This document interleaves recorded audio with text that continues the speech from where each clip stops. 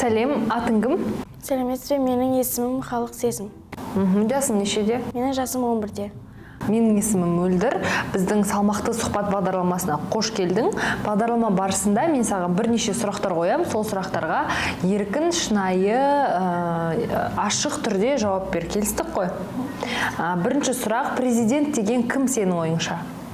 Президент деген халық, біздің халқымыздың, яғни біздің халыққа көмектесетін, біздің қамқоршымыз десек те болады.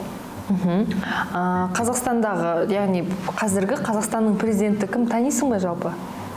Қасым-Жомарт Тоқаев Кемелұлы. Дұрыс, жарайсың. Егер сенде президентпен кездесу мүмкіндігі туындаса, сен ол кісіге не айтар едің? Негізінде қазіргі таңда қымбатшылық болып жатыр. Қымбатшылықты арзандатып, және де мысалы жағдайы жоқ адамдарға көмектесуін сұранатын едім. Енді жалпы президент болу үшін адамның бойында қандай қасиеттер болу керек? Мейірімділік, қамқоршылық, жауапкершілік, және де тағы басқа қасиеттер. Ал депутат деген кім? Қалай ойлайсың? Депутат дегеніміз министрдің бір саты төмен адам. Оларды кім таңдайды, кім сайлайды? Оны халық сайлайды. Депутаттарды өмірде көргенсің ба? Өмірде көрмеген.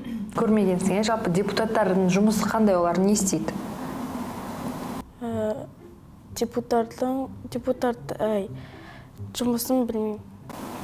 Егер сен депутат болсаң, біз сені сайладық депутат қылып, сен қандай жұмыс істер едің, не істер едің?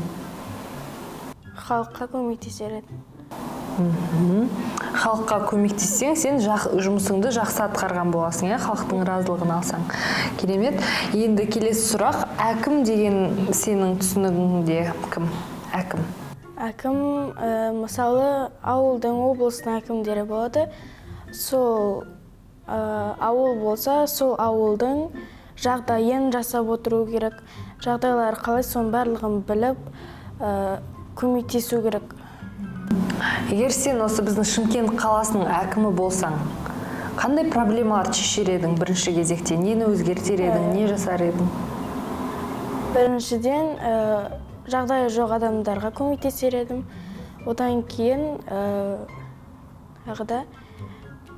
яғни шынында қымбатшылық болып жатыр, кішкене болсын арзандата дедім.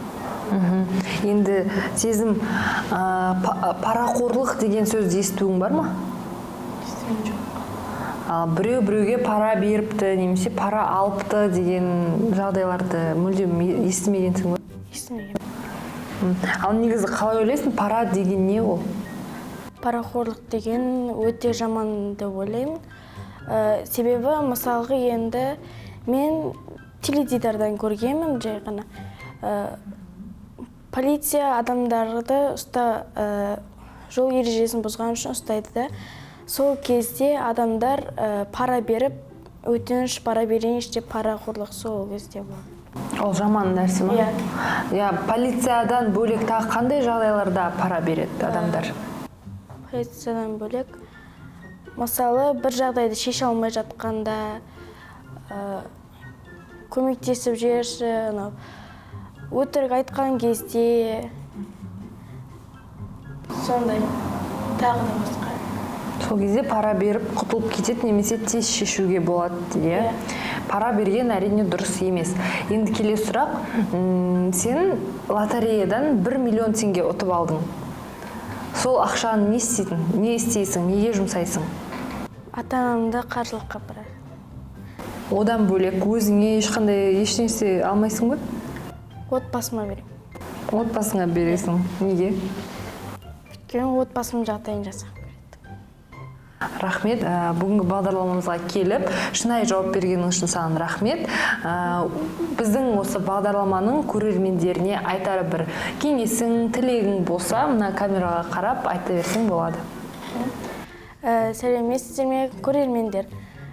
Сіздерге айтарым, бағанағыдай маған сұрақ қойғандай, ешқашан парақорлық болмасын, ешкімге пара бермейік, және де адамдарға көмектесіп, жанашыр, мейірімді болайық.